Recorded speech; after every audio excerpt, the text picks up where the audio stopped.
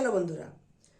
তো তোমরা সবাই অলরেডি জেনেই গেছো, মানে যারা ডাব্লিউপি এক্সামের জন্য ফর্ম ফিল আপ করেছো, প্রিপারেশন নিচ্ছ, তারা তোমরা অবশ্যই জেনে গেছো যে তোমাদের এই ডাব্লিউপি কনস্টেবলের এক্সামটা আছে আগামী 30/11/2025-এ। তো এইবারে অন্যবারের তুলনায় কিছু মানে নিয়ম পরিবর্তন হয়েছে। আর আরেকটা ব্যাপার হচ্ছে যে তোমাদের সিট আছে টোটাল 11,749, কিন্তু এখানে পরীক্ষার্থীর সংখ্যা প্রায় 9-10 লক্ষের মতো আছে। মানে বুঝতে পারছো, একটা প্রচুর লড়াই হবে, মানে হার্ড লড়াই যাকে বলা হয়। যাই হোক, কোনো ভয়ের কিছু নেই, প্রিপারেশনটা ঠিকঠাকভাবে নাও।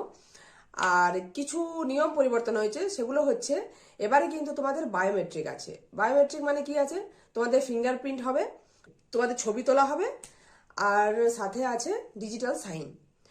আরও আইডেন্টি প্রুফ হিসাবে আধার কার্ড নিয়ে যাবে।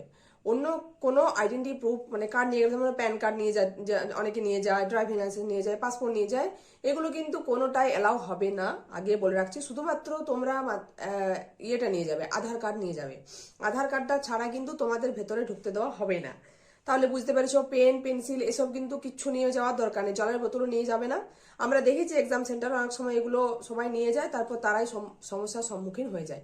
যাই হোক, তোমরা তাহলে শুধুমাত্র অ্যাডমিট কার্ড আর একটা পারলে পাসপোর্ট ছবিও তোমাদের সাথে নিয়ে যেতে পারো, আর আধার কার্ডটা নিয়ে যাবে। পুরো ডিটেলস দেখবে তোমাদের কিন্তু অ্যাডমিট কার্ডে লেখা আছে, একটু অ্যাডমিট কার্ডটা ভালো করে পড়বে।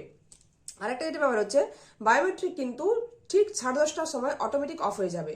তো তোমরা সবসময় চেষ্টা করবে অনেকক্ষণ আগে এক্সাম সেন্টারে চলে যাওয়ার, আর 8:30টার সময় কিন্তু এক্সাম সেন্টারের ভেতরে প্রবেশ করানো হবে। তো বুঝতে পারলে পুরো বিষয়টা তোমরা। তো খুব ভালোভাবে প্রিপারেশন নাও, তোমাদের সবারকে শুভেচ্ছা জানাই, অগ্রিম শুভেচ্ছা জানাই।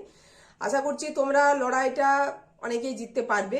যারা হার্ডওয়ার্ক করছো তারা অবশ্যই পারবে। তো ঠিক আছে, একদম কোনো টেনশন নেই, একদম সবাই রিল্যাক্সে থাকো, কোনো চাপ নেই, আরামসে পরীক্ষা দাও। All the best.